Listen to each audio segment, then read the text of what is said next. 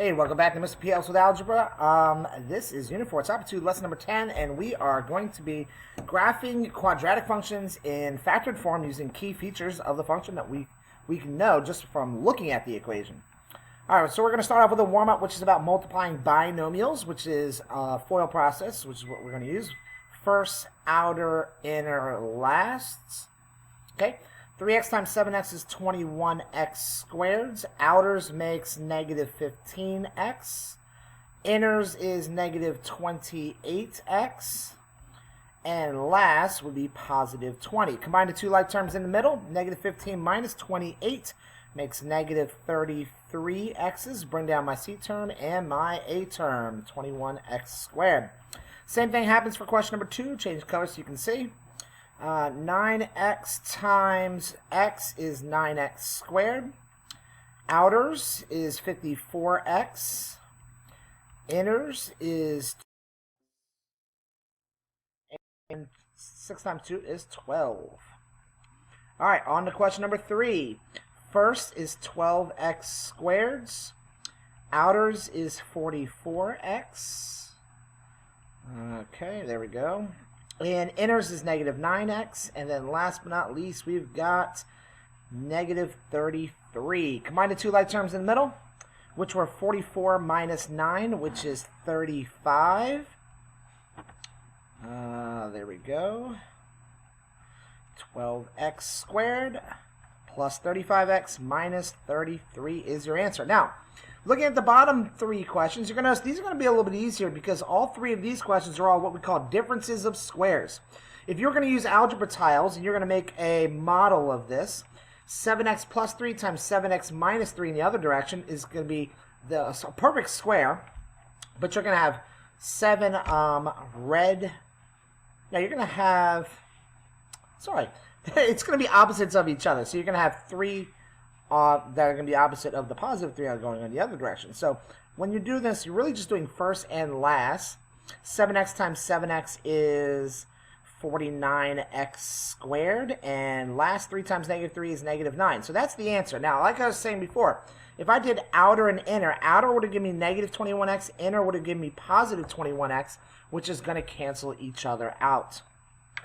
All right, so if we have 3x times 3x is 9x squared minus 100. And then the last one's going to be simply 121x squared minus 25. Okay, there we go. Whew. All right, so like I said before, we're going to be graphing key features of functions in factored form. And we're going to be doing that by using its line of symmetry, vertex, X-Intercepts, and Y-Intercepts. Those 4 key features. Now, there's other key features like we've done domain and range in the past. We've also done increasing and decreasing intervals. So there are other key features, but these are the ones that are going to help us graph the function without using a graphing calculator. So when I look at this, I can tell right away, since there's no leading coefficient in front of the x, that when you set this equal to 0 and set this factor equal to 0 and solve, you're really just getting the additive inverse of whatever the number was. So the X-intercepts are going to be 1 and negative 3. Because those are you might think of those as the opposites of whatever's on the inside the parentheses. But really they're the additive inverse of whatever the number is for the factor. So I'm going to graph those first. So there's 1 and there's negative 1, 2, 3. So we know those 2 points are on the graph. So now we talk Y-intercept. If I want to find the Y-intercept, what I do know about a Y-intercept is that the Y-intercept is always on the Y-axis, which means no matter where it is on that axis, it's always going to have an x of 0. This would be 0, 1, 0, 2, 0, 3, 0, 4, 0, 5, and so forth.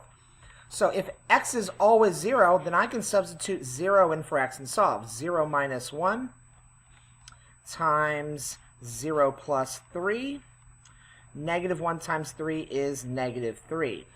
So the y-intercept has to be negative 3. 1, 2, 3, there it is. Now, due to the fact that I know that this a parabola is always going to be a perfect reflection on both sides of the line of symmetry, I also know that this point right here is going to be equally true. Because the line of symmetry, as you can clearly see, is going to go in between the dots, creating like a mirror image on both sides. So the line of symmetry looks like x is negative 1. all the points where x is -1. All right, so then to find the vertex. Now, I know the leading coefficient here is 1, so that would mean that the vertex has to be here. But let's say I didn't know that. So what could I do to solve it? Well, I know the vertex is always going to be on the line of symmetry, which happens to be -1. So what I can do is I can plug -1 in for x and solve. -1 minus 1 times -1 plus 3. So that's going to give me -2, and that's going to give me +2, which means it's going to be -4. -2, -1, -4. Remember, I put -1 in for x and got -4 as the answer. That's the height of the vertex. And there we go, and we've got enough dots that now we can roughly sketch what our parabola is going to look like. All right, if you needed more dots, of course, you could solve for any of the other dots, or you could put it in the graphic calculator to find them as well.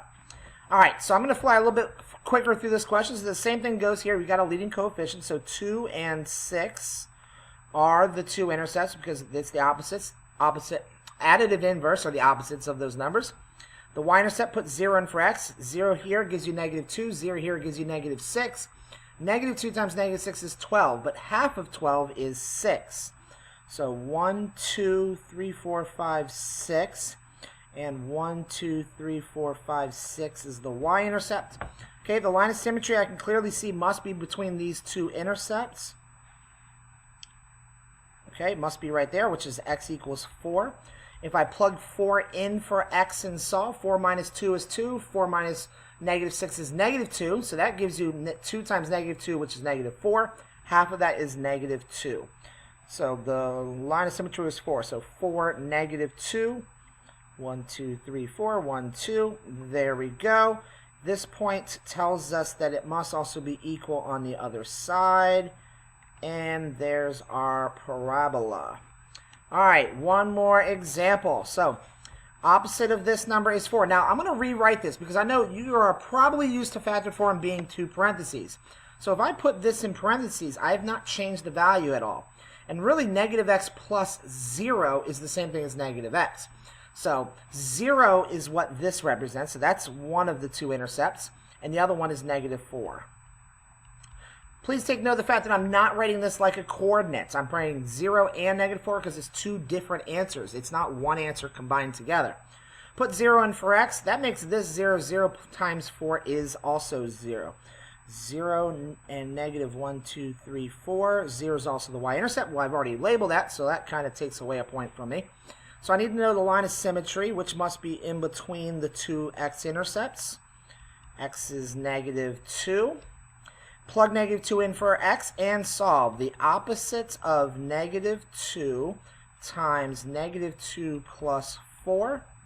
Okay, so the opposite of -2 is +2, and -2 plus 4 is also +2, which means the vertex must be 4.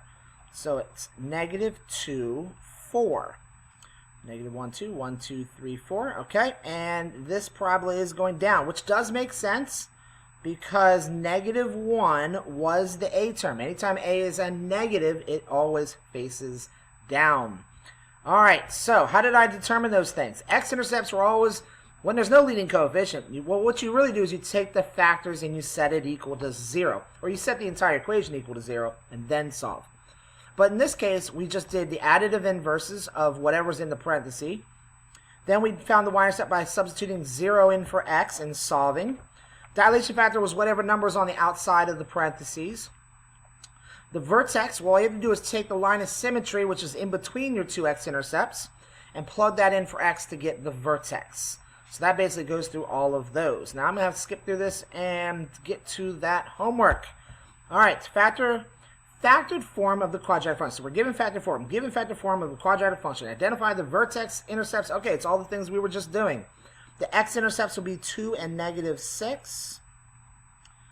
Okay, I'm going to go straight across here. This one would be -2 and 6. Now you're probably wondering, what about this -3 or that 4 on the outside? There's no x there, so it doesn't represent a real answer. In fact, that 3, when you say -3 equals 0, that's not true. That's not a real answer. That's an imaginary answer.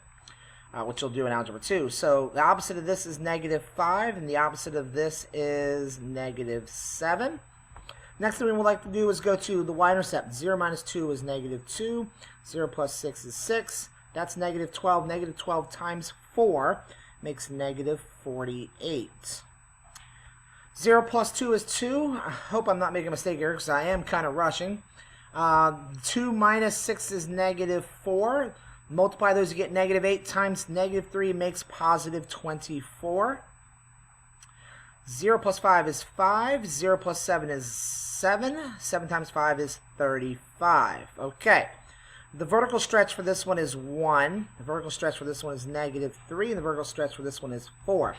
So notice that this one is probably, this is the widest. We call that normal. This one's narrower because you're going down 3 for every right one from the vertex, or left one from the vertex. So from the vertex you would go down 3. And this one's even narrower because it's going up 4. 4 is more than 3. Now, it has nothing to do with the fact that it's going up or down, because +4 and -4 are equally narrow. And then last but not least, for the vertex, we already know the vertex, the line of symmetry has to be between 2 and -6. So if I add those two and divide by 2, that gives me -4. Divided by 2 is -2. I'm just finding the line of symmetry first by adding these two numbers and dividing by 2, because that tells me what's in between. So that's all. This is going to be +2. This one, add those two together. Well, obviously between -5 and -7 is going to be -6. There's only one number in between. Now that I've found all my lines of symmetry, I can plug them in and solve. -2 minus 2 more makes -4. -2 plus 6 makes 4. That's -16. -16 times the 4 on the outside is -64. All right. Plug 2 in for x. That gives me 4. Plug it here gives me -4 again. Okay. -16 times -3. That is -48. Wait. Times -3 makes +48. Double check myself here. So 2, that makes 4, that makes -4, that makes -16, times another negative makes +48. Yes. All right, -6 plus 5 makes -1. -6 plus 7 makes +1. So that makes -1 when you multiply, and voila, we are done. All right, thanks again for watching. Please give it a like if I helped you learn something about factored form and finding key features, or just, all that graphing from factored form. Now you don't need to use a calculator if you've watched this entire video. All right, thanks again for watching. Have a great day, and subscribe if you haven't done so.